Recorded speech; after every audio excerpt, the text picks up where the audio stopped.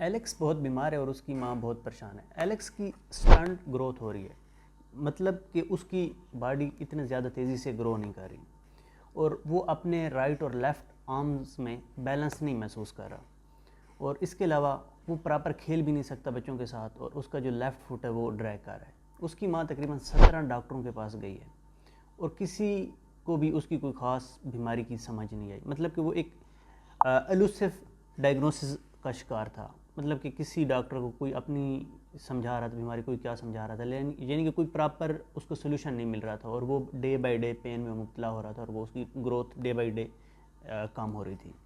2021 में chat GPT launch हुआ, तो उसकी माँ ने उसकी जो एमआरआई थी, ब्लड टेस्ट थे, सारे कंपाइल किए और चैट जीपीटी को देना शुरू कर दिया और उसने उसको स्टडी करना शुरू कर दिया।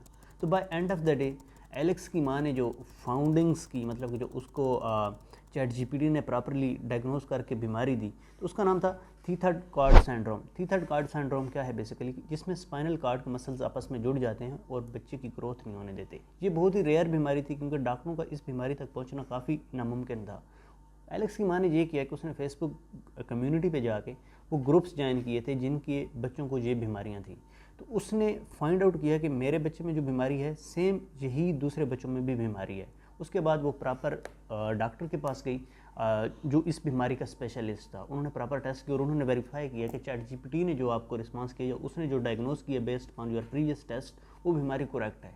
तो उसके बाद उसका इलाज हुआ, डॉक्टरों ने प्रॉपर उसकी ट्रीटमेंट की और एलेक्स आज आज़ाद घूम फिर रहा है।